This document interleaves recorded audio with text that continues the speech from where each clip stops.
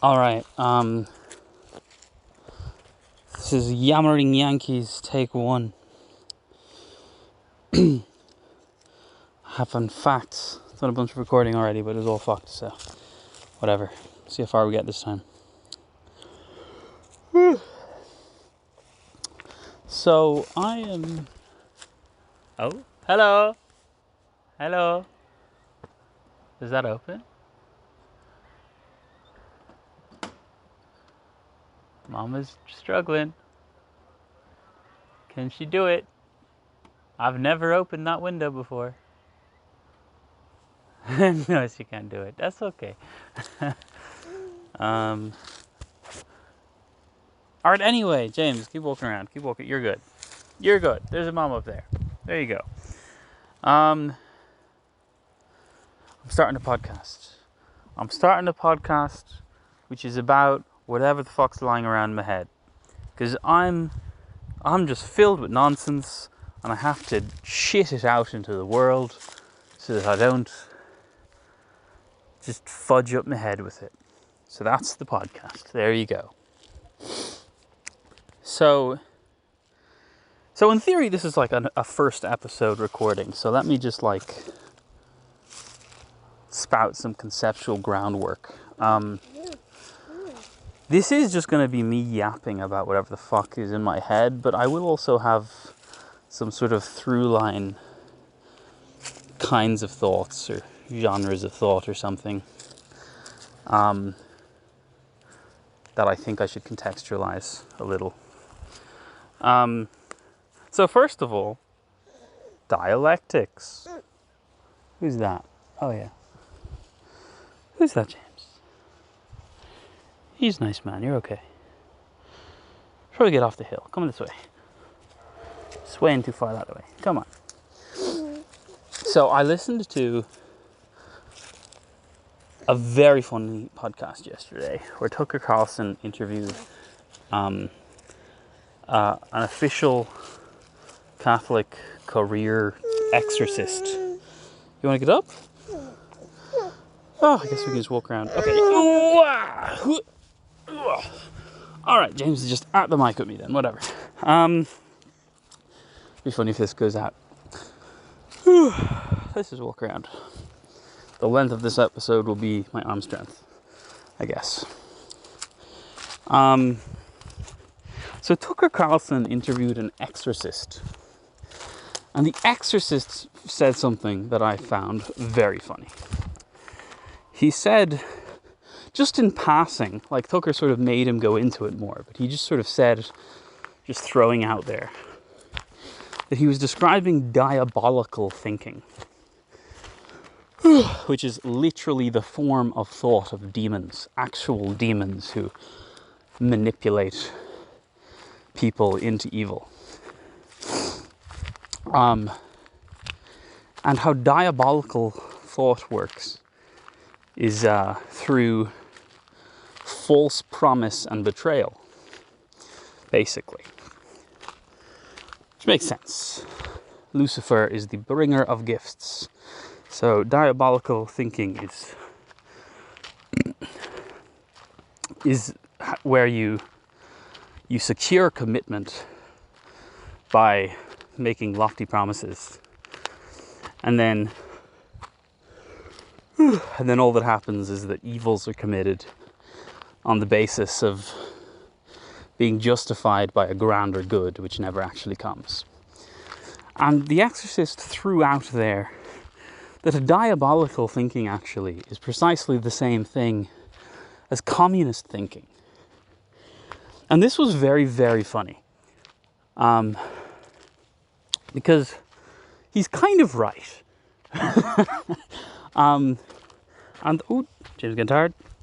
And there's a few sort of responses to this. There's the baseline ignorant going along with it that like, yes, communism killed 100 million people. But then there's what I suspect would do the rounds online.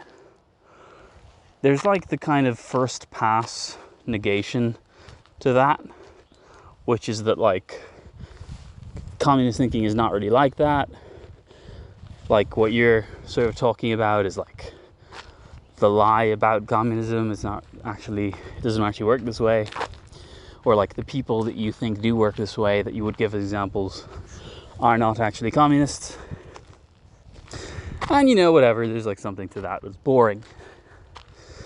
But then the sort of deeper thought I had about that is that basically he's right, but what he's right about, it's like it's a language thing. It's that what he has been told and what most people have been told communism is, like what represents communism and communists to them, are basically people that are like that are diabolical thinkers and actors.